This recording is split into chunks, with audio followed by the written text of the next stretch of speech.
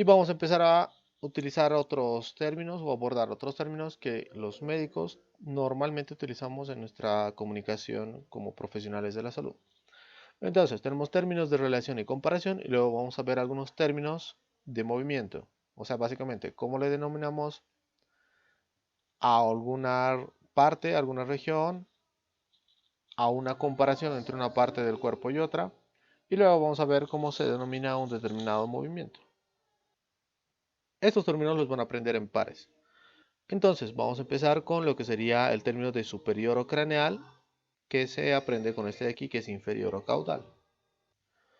Pues bien, superior o craneal, como su nombre dice, implica que algo está más arriba en el paciente o en un nivel superior, más alejado del piso, si la persona está en posición anatómica. Por ejemplo, el ejemplo que nos da el libro es que el corazón, que se encontraría aquí a nivel del tórax, está superior al estómago, que se encuentra en el abdomen. El término opuesto sería el inferior o caudal, que quiere decir que algo está más abajo que otra estructura. Por ejemplo, podríamos decir que la vejiga que se encuentra aquí, a nivel de lo que sería la pelvis, es inferior al hígado que se encuentra acá arriba en el abdomen. Pues bien, así se usan esos dos términos. ¿Qué otros términos comunes tenemos? Tenemos términos medial y lateral. Medial significa que está más cerca a la línea media de la persona, es decir, si utilizaríamos un plano sagital medio que divida a la persona en un lado derecho y en un lado izquierdo exactamente iguales, veríamos que las estructuras que estén más cerca a ese plano o a ese corte, que en este caso atravesaría el ombligo, van a ser mediales y las que estén más alejadas van a ser laterales. Entonces, el libro utiliza, por ejemplo, pues ejemplos de lo que serían los dedos. Entonces, dice, el quinto dedo es medial o está en el lado medial de la mano, que quiere decir que la mano tiene dos lados, un lado medial, más cerca de la línea media, y un lado lateral más alejado de la línea media. También se puede utilizar con otro tipo de comparaciones, como por ejemplo en el abdomen. O si tuviéramos una herida a este nivel, podríamos decir que hay dos heridas. Podríamos tener una víctima de un accidente, entonces tiene un disparo aquí y aquí tiene un corte o una laceración. Entonces, utilizando estos términos, podríamos decir que tiene un orificio de entrada de proyectil medial a una herida que está en fosa ilíaca derecha. O al contrario, utilizamos el término lateral para decir que nuestro paciente tiene una herida de bordes netos de más o menos 7 centímetros que se encuentra lateral en comparación del orificio de entrada del proyectil. Todo el mundo apagar su micrófono, por favor, tengo interferencia. Las preguntas o dudas que tengan las van anotando y las resolvemos al final de la clase. Otros términos utilizados son anterior y posterior. También los van a aprender estos dos en pares porque son contrarios. Podemos decir que algo es anterior o ventral en comparación a otra cosa. Por ejemplo, utiliza acá en el libro el ejemplo de lo que serían pues los pies. Entonces te dice, los dedos se encuentran anteriores o ventrales en comparación de el talón, por ejemplo, que se encuentra ahí atrás, o dorsal.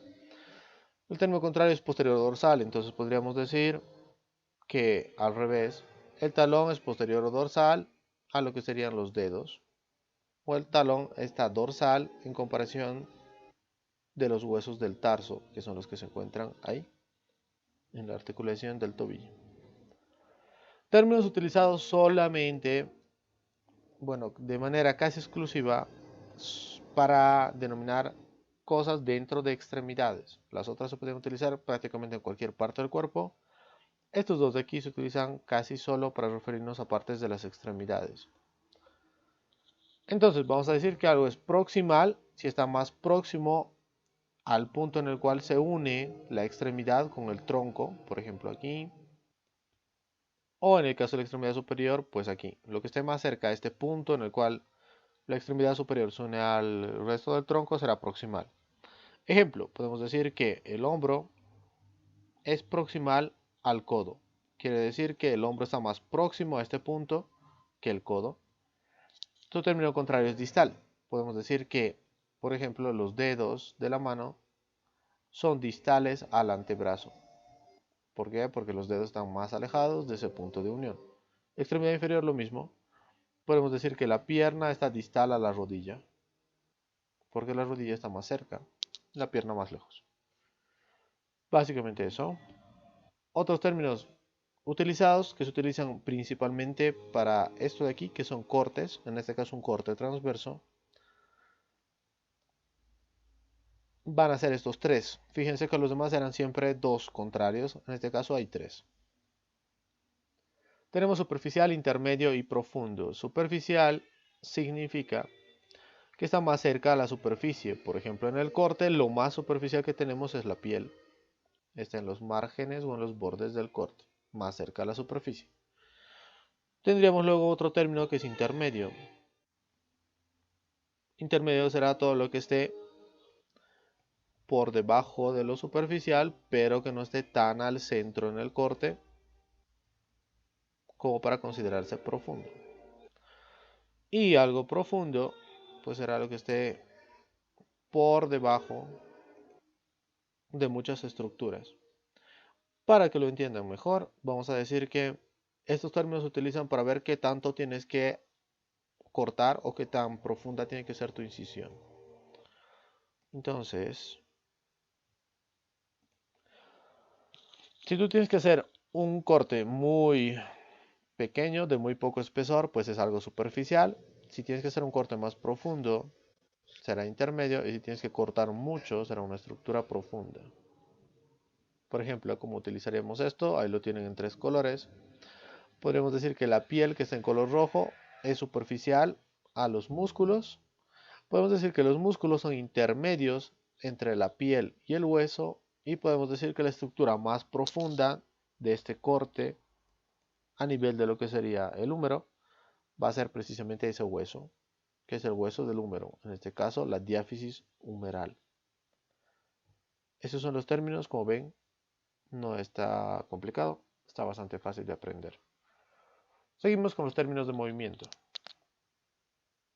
En cuanto a los términos de movimiento, vamos a decir que los primeros que nos tenemos que aprender son los de flexión y extensión. Como siempre, todo parte de la posición anatómica, que es donde tienen a las personas más bronceadas o en un color un poco más oscuro. Esa es la posición anatómica desde la cual todos los movimientos parten.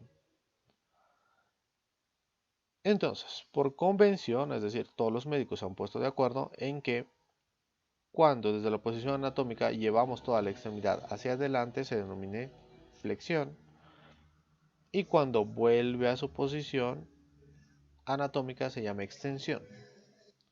Si va más atrás de la posición anatómica se denomina hiperextensión. Cuidado que en el libro no está igual explicado porque está mal traducido del inglés. Pero es básicamente eso. En la extremidad inferior lo mismo. Si llevamos toda la extremidad hacia adelante se llama flexión. Si vuelve de esa posición a su posición anatómica se llama extensión. Y si va todavía más atrás se denomina hiperextensión. Tres movimientos. En el caso de otras articulaciones, por ejemplo aquí la del codo o la de la rodilla, ya no se utiliza el término para ver si va adelante o atrás, o sea, si se va hacia el frente de la persona, hacia el plano frontal, o si se va a ir hacia dorsal, por detrás de la posición anatómica. Sino que para otras articulaciones, básicamente para todo el resto de articulaciones, se va a utilizar un concepto que ustedes han debido ver en el colegio, que son los ángulos. Entonces, como están viendo, el brazo representa una línea más o menos rectilínea y lo que sería el antebrazo va a representar una línea diferente, que en este caso está pues más o menos bastante parecida. Por tanto, entre esas dos líneas describen aquí un ángulo de casi 180 grados. ¿Por qué necesitamos saber eso de los ángulos y el concepto de los ángulos y recordar todo eso del colegio? Porque cuando este ángulo disminuya, Por ejemplo, si movemos la extremidad cerca a los 90 grados, como ven, este ángulo ha disminuido, ya no es 180 grados, sino que aquí se forma más o menos unos 90 grados. Decimos que es flexión. Siempre que el ángulo en una articulación disminuye, es una flexión. Cuando el ángulo aumente, por ejemplo, si lo movemos de nuevo a la posición inicial, va a ser otra vez cerca a 180 grados, entonces va a denominar extensión. Lo mismo pasa en la rodilla. Partimos de una posición inicial donde hay dos líneas que están unidas por este punto más o menos y están a 180 grados. Si hacemos un movimiento y con eso aparece un nuevo ángulo que sea menor que el inicial o el de la posición anatómica, entonces el nuevo ángulo, al ser menor, implica que ha habido aquí una flexión. Si lo llevamos a su posición anatómica normal, desde ese ángulo, el ángulo estaría aumentando, por tanto se denomina extensión. En el caso de lo que sería el tronco, vamos a tener que, si esta persona la dividiríamos igual en dos líneas, unidas por este punto, en la posición anatómica tiene más o menos 180 grados. Cuando se inclina hacia adelante, como por ejemplo como saludan las personas asiáticas, se va a formar aquí un ángulo que es menor que el inicial,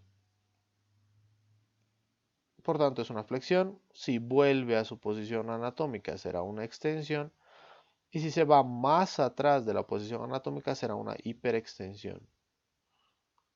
Entonces esos son los conceptos básicos de flexión y extensión. En el caso del tronco también vamos a tener otros movimientos, como por ejemplo este aquí que es la flexión lateral. Es decir, si la persona se inclina hacia un lado, tendremos una flexión lateral derecha o una flexión lateral izquierda.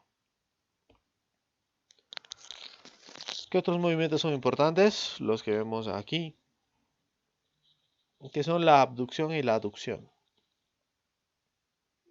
Estos se van a hacer en el plano frontal. ¿Qué quiere decir esto? Se van a hacer en el plano en el cual dividíamos a la persona en una parte anterior y una parte posterior. Lo hemos visto en la anterior clase. Si ustedes quieren de forma más fácil, pues se va a mover la extremidad hacia los lados. Entonces, si movemos la extremidad alejándola de la línea media, que estaría aquí, se va a denominar abducción. Si la extremidad la movemos acercándola desde esa posición más lateral que tenía hacia una posición más medial o más cerca de la línea media, se denomina aducción en cualquier parte del cuerpo. Lo mismo pasa aquí. Se está alejando de la línea media, abducción. Se está acercando a la línea media, aducción. Cuando se mezclen esos cuatro movimientos que hemos visto, flexión, extensión, aducción y abducción, vamos a tener la circunducción. ¿Qué es la circunducción? Es un movimiento por el cual con la punta de una extremidad dibujamos un círculo. Entonces, si estamos dibujando este círculo, por ejemplo, con el pie, la persona tendría que hacer primero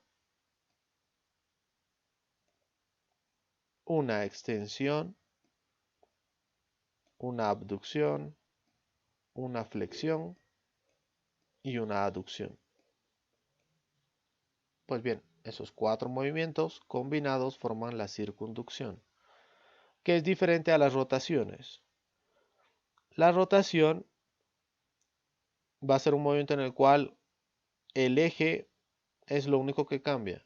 Es decir, esta mano, que por ejemplo se está sujetando de lo que ustedes quieran, se está sujetando de la baranda de una grada, va a permanecer en el mismo lugar, solo que va a cambiar su grado de rotación o el giro que tenga en su propio eje.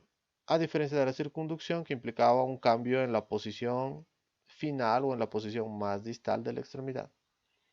Hay dos tipos: rotación interna, también conocida como medial, cuando el pulgar se acerque más hacia la línea media con esa curva, y cuando lo giremos en el sentido contrario y el pulgar se aleje más de la línea media, va a ser una rotación externa o rotación lateral, tanto en la extremidad superior como en la extremidad inferior. Hay movimientos que solo se pueden hacer en una parte del cuerpo. Esto que vemos aquí son movimientos que solo se pueden hacer en el pie. Entonces, tenemos básicamente dos. Tenemos la flexión plantar, que es por ejemplo cuando ustedes se ponen de puntitas para intentar ver más arriba, o cuando la mujer tiene un taco, por ejemplo. Esa es una flexión plantar. Cuando acercamos, más bien, cuando hacemos el sentido contrario de movimiento y nos apoyamos solamente sobre el talón, se denomina flexión dorsal. Esos dos movimientos son opuestos, flexión dorsal, flexión plantar.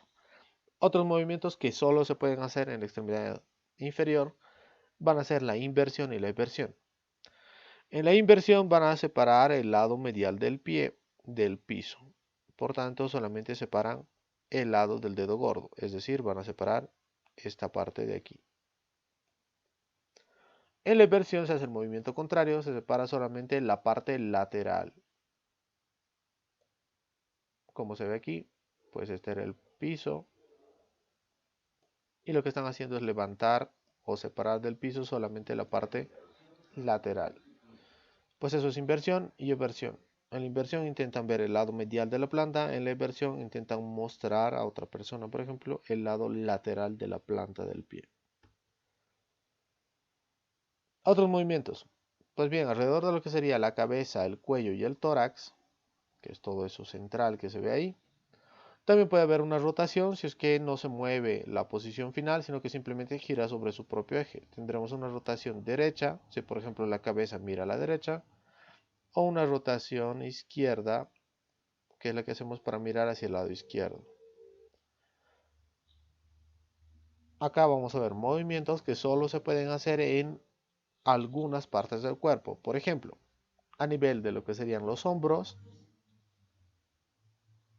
hay un movimiento que se conoce como elevación o descenso de los hombros. Como se ve en la imagen, pues no hay que explicar demasiado. En cuanto a lo que sería, por ejemplo, la mandíbula, puede hacer un movimiento que ninguna parte del cuerpo más puede hacer, que es protrusión y retrusión. Protrusión, llevar la mandíbula hacia adelante, como por ejemplo cuando le riñen a un niño pequeñito. Y la retrusión es volver a la posición normal. En cuanto a lo que sería la escápula, puede hacer también un movimiento específico que solo la escápula puede hacer, que es la protracción y la retracción. Protracción va a ser un movimiento por el cual se desplaza la escápula lateral y anteriormente. Y la retracción es el movimiento contrario por el cual vuelve a su posición, es decir, se va hacia atrás y medialmente. Entonces es una mezcla de movimientos en ambos casos.